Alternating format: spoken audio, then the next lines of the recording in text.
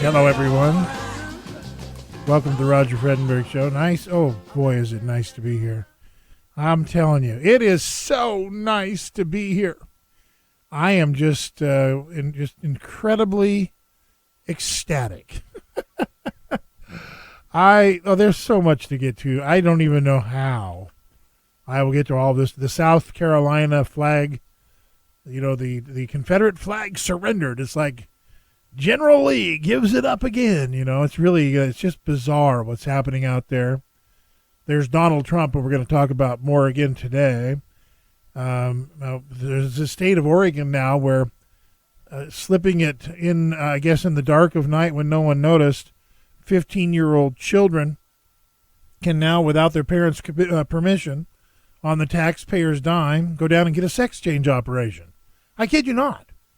15-year-old kids who can't drive, can't smoke, can't make any decisions in their life, but suddenly they're in charge of their sexual gender assignment medically. Are you kidding me? Children.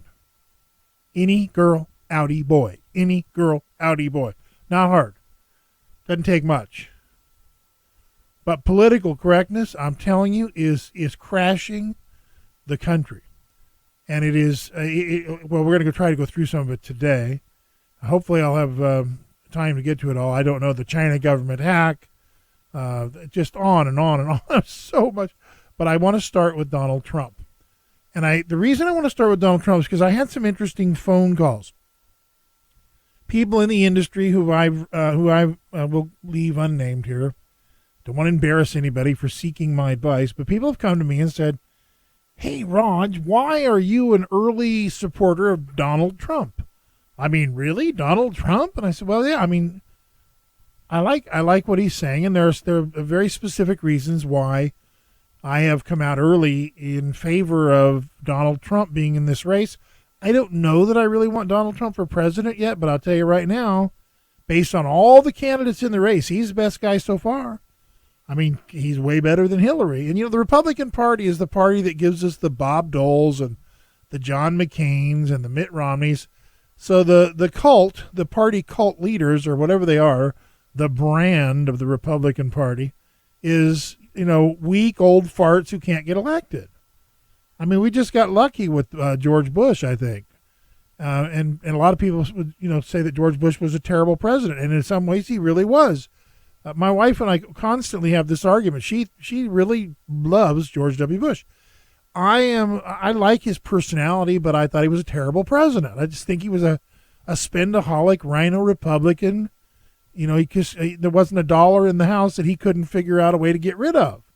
He borrowed us into oblivion, and Obama's continued that borrow us into oblivion lunacy. And you can't carry that much debt and survive. I don't care who you are, how powerful you are, unless you're willing to nuke all of the people you owe money to. Maybe we are. I don't know, but it doesn't seem like we are. Trump. I want you to take notes.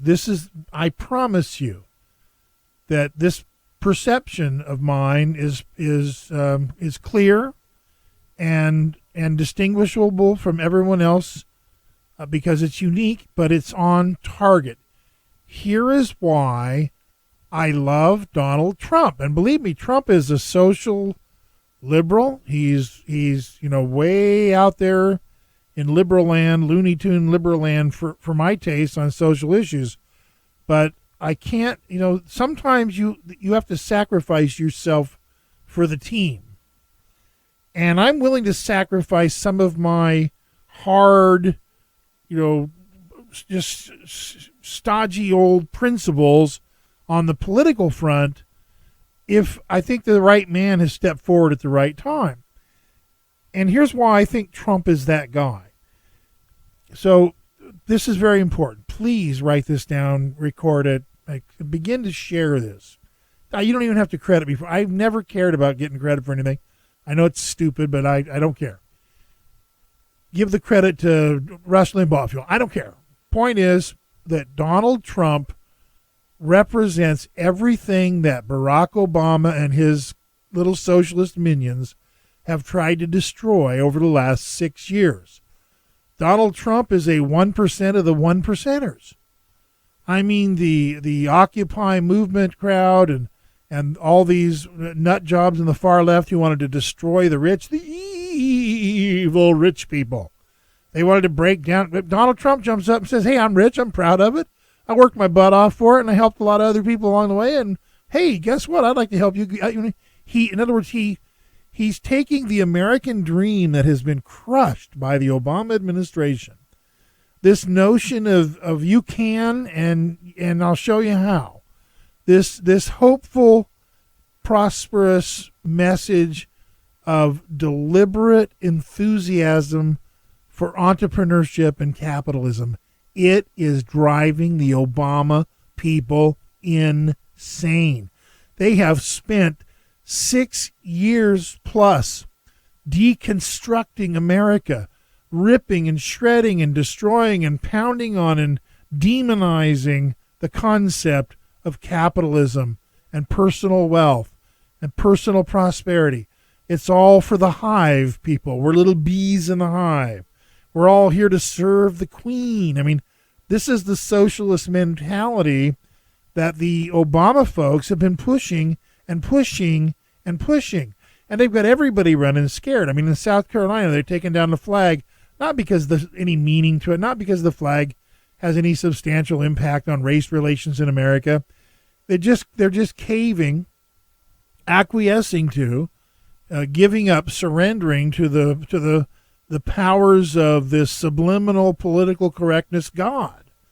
I don't worship the God of political correctness. I have to tell you, as I'm sure you know if you've listened to the show, and it's obvious to most. I really deplore, I hate, I despise political correctness. I become downright apoplectic about political correctness. I don't like it because I do believe that we live in a free country. See, I don't care if you want to be a racist. I think in a free country, be a racist. It's up to you. People aren't going to like you. You're not going to have many friends, but hey, go ahead and be a racist. It's a free country, right? It just seems to me like we put too much emphasis on trying to tell other people what to think, what to do, how to act, how to interact, instead of focusing on the larger, baseline, which is here are the rules of civilization that we all have to live by to get along. We don't rape, rob, maim, mug, and kill each other. We don't steal from each other. And we don't deliberately go out and try to harm other people's children. We're breaking down the tenets of the baseline foundation, the founding principles of the American way of life.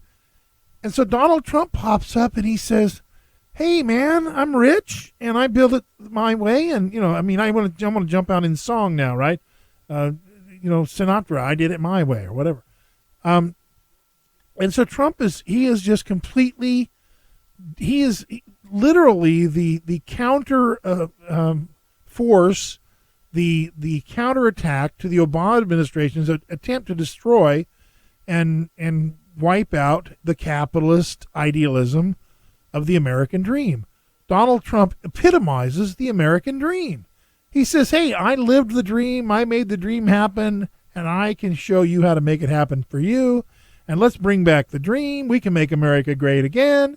And it just completely flies in the face of the work that the global New World Order nut jobs have been, pounding for the last 6, 7, 8 years, maybe longer. But most obvious in the last 6 years. They've been trying to deconstruct, destroy, like I've said on this show many times, they're trying to erase America. Getting rid of the history of the South is the same thing. They're erasing American history. You see, they have to erase the history of the South so they can erase the history of the North, so they can turn us all into this amalgamation called the homeland, get rid of history, get rid of facts, get rid of memories of the greatness of America, because they don't want America to be great anymore. They don't want America to be exceptional. They want America to be another third world, banana republic. And then, if Obama had another 4 years or so, he'd have done it. So up pops Donald Trump. Donald Trump says, hey, yo, woo, I love capitalism. I'm a business guy. And another thing about Trump that is way different from all these other folks out there, beyond the fact that he actually made it big in business, is that he's not a financial guy. He's not a Wall Street guy. He didn't make his money by figuring out how to screw Ma and Pa Kettle out of theirs. You know, by manipulating the stock markets and the bond market. He made his money the old-fashioned way on Main Street with buildings and rentals and complexes and apartments and small businesses. I mean, you went to Trump Tower. I've been in Trump Towers in New York City. I mean, it's like a mall in there. I mean, he's got a Gucci store that probably makes, $1 billion a year or something. He's a businessman. He's a Main Street businessman. So now every small businessman in America who's been under attack by the Obama administration with Obamacare and regulations upon regulations upon regulations upon regulations upon regulations, every one of these small business people in America, regardless of their politics previous to Donald Trump, they're looking at Trump and saying, wow, this guy, he understands us, man. He's one of us. So the people who are in the media and the people who are in the Beltway, they're completely and totally committed to battling against the evil hedge fund guys, the Wall Street guys. Trump isn't one of those guys. Trump's a Main Street business guy. Totally, completely different world that he lives in. And I'm telling you, it is, you just got to know, it has these people freaked out. Or I'll use the word apoplectic again. They are just furious that Donald Trump has been able to jump in there and tell everybody, hey, man, I can help out. I can show you how to fix this stuff. I can get you a job. We'll be right back on the Roger Fredenberg Show. Don't go away. Roger Fredenberg Show, nice to be with you. Hey, why can't we be friends, huh? Well, if you're a liberal nitwit, then I think the answer is obvious why we can't be friends. So I want to just go into a little bit more. I'm going to spend some time on Trump today. We've got so much to cover. But I want you to listen to Trump because, again, I shouldn't be supporting this guy. I shouldn't even be looking at Donald Trump. But Donald Trump is he epitomizes the American dream. He is going to revive the American dream.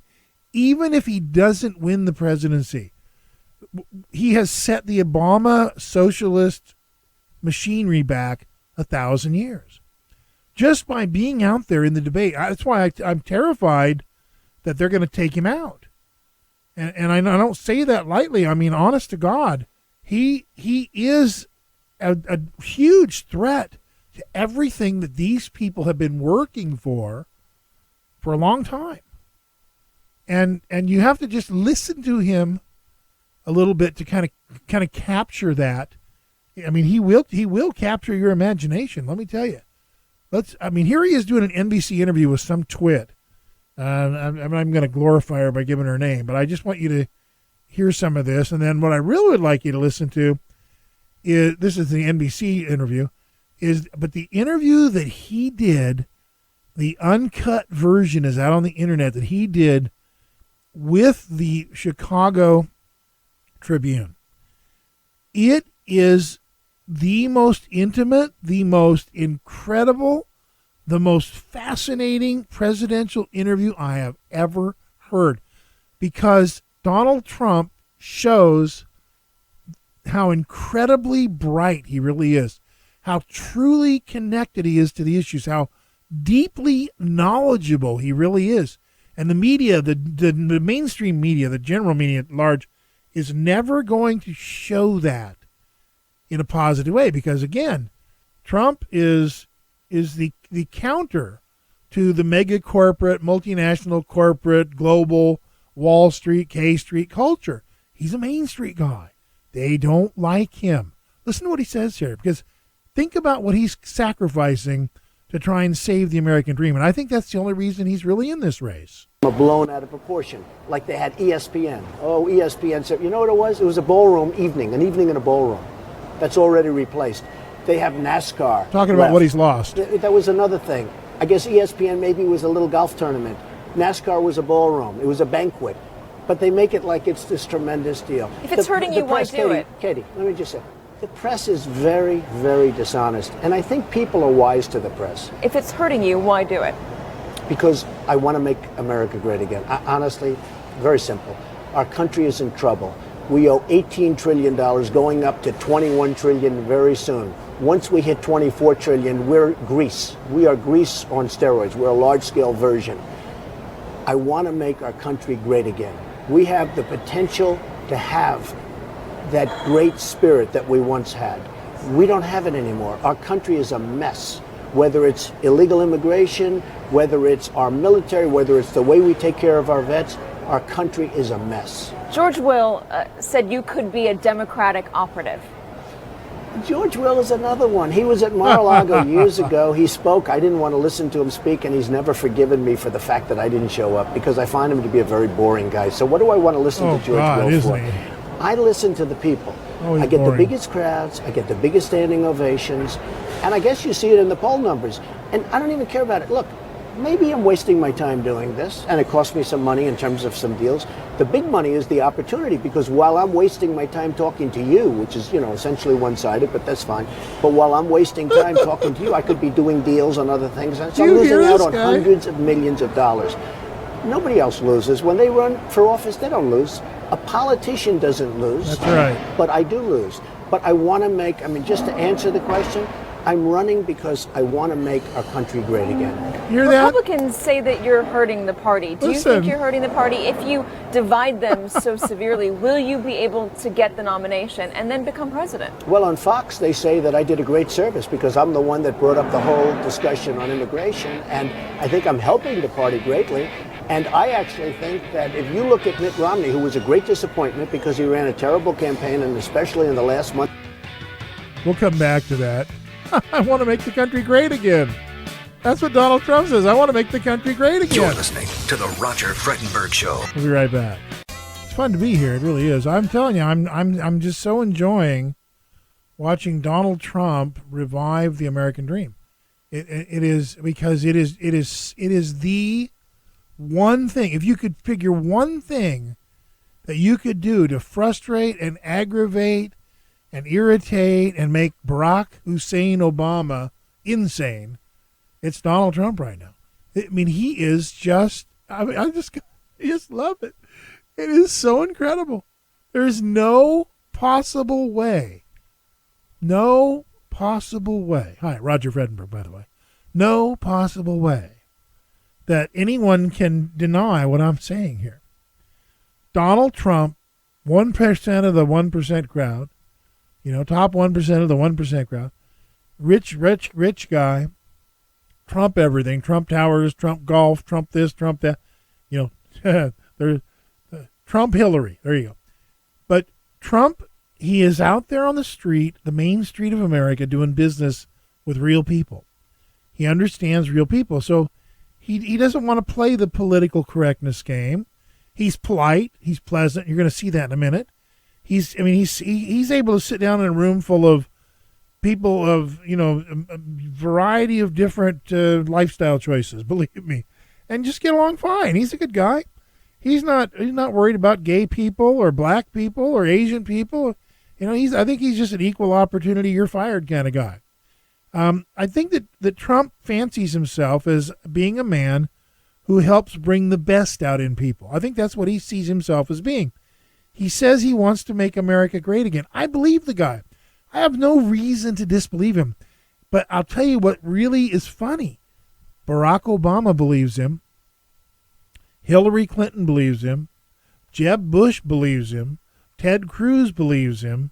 They all believe him. They may disagree with him, but they believe that he wants to turn the tide back against this assault that's ongoing in this country, this incredibly despicable anti-American garbage that has pitted us against each other based on our financial or whatever it is position. They turn the rich against the poor thing.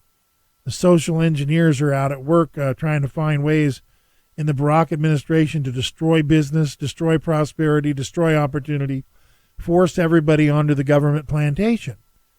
And that's what I call it. It's under Barack Obama or any of the other New World Order right-wing nut job or RINO nut jobs like Jeb Bush. It's literally the government plantation. We're all little tax slaves on the government plantation. And Donald Trump says, but I want to play some of his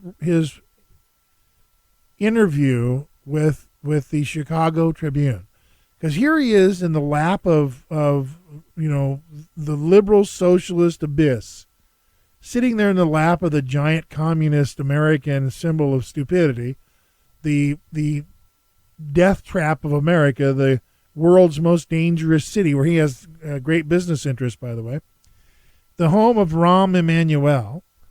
And he's like comfortable there. He's sitting there with the enemy, and they're actually just eating it up. And I have to share this. It's just too important not to share. It just amazes me. You seem to get 10 times as much news as everybody else running for president. Seems. Maybe create 5 times as many enemies. Yeah, right. Do the enemies also. That's the bad news. Yes, he does. Yeah, that's the bad news. Is that all part of a purpose? Perhaps. I don't even know. He's saying you're the best brander in the world. Right. Is it all part of Well, it's interesting. I stick up for myself. Yes, you whether do. it's Blair or whether it's Neil Young or whether it's anybody. I stick up for myself if I'm right. If I'm not right, I'm the first to admit that I'm not right. But I like to think I'm always right, so. But I stick up for myself. And, like Neil Young comes up to my office. It's not a big deal, but he comes up to my office, calls me, a while ago. And over the last probably 5-6 months, I went to his concert. He saw me in the concert. I didn't go backstage or anything. And then he called me the next day. They said, it's Neil Young. And I said, that's strange. What does Neil Young want? And I saw him the night before because I think he's excellent. And he came up to my office and he asked me for money. Wanted $5 million to do a sound system or something. It's not my world, sound system. I like to do buildings, right? But I had a great conversation. He was up there for a long time. Then he called me about 2-3 weeks ago, said, could you come to my concert? I'm going to be in Jones Beach. And I said, yeah, I'll think about it if I can. I mean, I don't know, but if I can, I will. And that was it. What I want you to pay attention to is how he articulates and how he communicates. I'm watching him on video while this is being put out on the radio show, and the guy is totally relaxed. He's not, they haven't ruffled his feathers. He knows he's in the enemy's camp.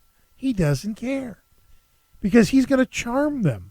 He's a business guy. He is going to charm the enemy into falling in love with him. It is just, I'm watching him literally seduce these liberal communist losers at the Chicago Tribune. He's massaging them with brilliance. It is maybe the most amazing art of manipulation I have ever witnessed in my life, and they are eating it up like chocolate cake. And then just as background, we had about 10 songs. We had background music, right? That you get by paying a small stipend. They actually have this thing nowadays. You pay this thing and you get all these This is just songs. how petty it is. And so one of the just songs going was with his, it. and I put Who it on. cares just, about again, Neil Young? background as I'm coming in, along with other great entertainers. And all of a sudden, his manager really started it. It was more the manager than anybody else. He saw an opportunity. So I hit back. I mean, I told him the story that he came up asking me for money, which made him look like a hypocrite, frankly. They asking you to stop using it? Yeah, no, they said, please don't use the song. And I said, no problem. But then all of a sudden he went out to the press with it, to get a little free publicity on my back. So I didn't use it, and I don't even care that much for the song. I mean, it's not the greatest. I like some of the other. Now, here's a presidential candidate sitting with the Chicago Tribune, and I just want you to see the super silliness of this. He's sitting there just talking, hey, if they want to talk about Neil Young and this little spat, okay. I've never seen, he's not concerned about how this is going to be perceived in the media. He doesn't have a bunch of people standing around telling him, say this, say that, don't say, don't go there. He's just a guy. This is so refreshing. I mean, these are politicians, these erudite, arrogant, ignorant, New World Order nitwits on both sides of the political aisle are running scared right now because Trump is going to destroy this effort to globalize America and put us all on the government plantation. He is the epitome of the American dream. He is Mr. Capitalist. He is Mr. Main Street. I mean, small business guys across this country like me gotta love this. And I have nothing in common with Donald Trump, really, except that we are able to see things the same way. He sees China the way I've been telling people this stuff on China for years. And you know, a lot of folks, they roll their eyes. Well, Roger, you know, right-wing nut. He doesn't like the communist Chinese. That's not it. Everything that Trump's saying about China is what I've been saying since 1991. The song's much better, but I didn't use it. But I won't be going to Jones Beach, let me put it that way. And, you know, other things, Univision, nobody had a problem. You know, I got rave reviews for my speech, and nobody had a problem with it. Everyone thought it was great. Then one week... Not everybody. Well, I got very good... Rapists, drugs, crime, Yeah. any regrets Well, no, on what you said? no, not at all. You know, I wish I had... So I looked after a couple of people said, oh, gee, you know, Mother Teresa's the only one that comes across the border. And first of all, let me start by saying this. I have great relationships with Mexico. I love Mexican people, the spirit. I think they're great people. He's about to go into this, but I want to just say something. Trump, he has been so right on this Mexican thing. And there's a report out there, and I know that Rush Limbaugh was talking about it on Friday's show, that shows how many of these criminals are out, you know, that are just walking loose in America right now. It's about 500,000 of them. Dangerous criminals from Mexico. Mexicans commit 5 times more violent crimes per capita than any other group. I mean, Donald Trump is right on the money here. On the money. Many friends that are Mexican. I sell many apartments to people from Mexico. So I have great relationships with Mexico and Mexican people. And what I'm saying and what everyone knows is that coming across the border are some rough hombres. You have some rough stuff. So I went out. In fact, I have one of the articles that I was actually going to use in my speech later. It said a large percentage of the women coming across the border are, let's put it this way, it was a fusion article done with Huffington Post, which is, you know, from a different planet.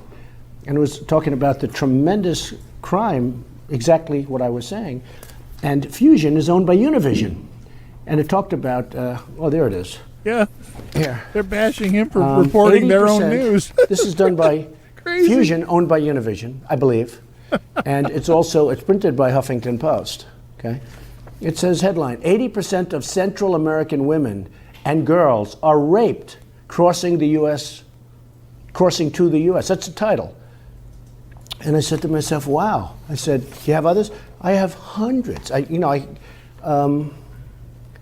Here's illegal immigrant teen rapes and murders a 93-year-old Nebraska woman. Here's one, suspecting crash that killed Bob Berry Jr. was deported 3 times. Had bad record. He's a big, actually, sportscaster or announcer. And there are hundreds of these articles. And what happened is, and it was sort of an amazing thing, but I signed a contract to broadcast Miss Universe, which I own, and no problem. In fact, there was a bidding war between them and Telemundo, the 2 primary Spanish networks. And Univision got it. They signed the contract. There's no termination right. They called me up and they apologized. But what happened is I've been hitting Mexico very hard I respect Mexico. Their negotiators are much better than ours. Much better. And they're making unbelievable trade deals. Well, I'll come back to that in a second. I mean, this is amazing stuff to me. You may not share my vision here, but I'm telling you that Donald Trump he's speaking to my heart on really important issues for America. And you know, he's just got him on the run. Got him on the run. Flat out got him on the run. And I'm just so loving this. I am just, this is making me happy. All right, we'll be right back. I'm Roger Fredenberg. Don't go away. All right, welcome back, ladies and gentlemen. Roger Fredenberg here. So let me go back to Trump for just a couple more minutes. In the next hour, we'll break into a bunch of different stuff, but just bear with me here. Because this Trump stuff is really important, because I need you to understand that Donald Trump is the only man in this race who can break down and destroy the lunacy that Obama has put on this country for the last 6 years. And we really need to listen to what he's saying. Ford is building a $2.5 billion plant. They took a plant talking about Mexico and our relations, and they did another plant there with one of the big companies. car companies. They're doing unbelievable. And they're out negotiating us, and they're taking jobs away. And I'm making that point very clear. And in my opinion, Univision was told by the Mexican government, what do you do with Trump? I mean, what do you do? And they're not happy with me, the Mexican government, because I'm explaining what's going on. They're taking our jobs, they're taking our manufacturing, they're taking our base. Then they'll sell this stuff back to us for nothing. No tax, no nothing. So how does it benefit us?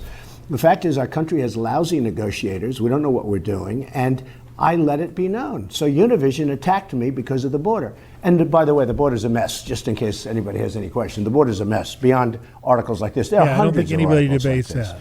The border's a mess. So they tried to make me like a racist. This has nothing to do with race. This has to do with we have illegals, and not just from Mexico, from all over. Probably from, you'll probably see them from the Middle East also. But we have illegals pouring into the country, and we don't even know. So, Bruce, that's all I say. And now people are saying, Trump is right. And there's now been some articles that actually Trump has turned out to be right. And rather than just sitting back and taking that from Univision, it's one of those things. Now, over the next short period of time, I'll be suing Univision. Over the next week or two, or maybe sooner, I'll be suing Univision. So I have a contract where they pay me a lot of money over a 5-year period. They just said, and very apologetically. And then you had one of the top people, Univision, put a picture of me with the horrible human being that killed the people in South Carolina. And I said, that doesn't work. They then took that picture down and they apologized to me profusely. Yeah, and I didn't accept their apology, but that's okay. Why do you want to be president? Because I can make the country great again.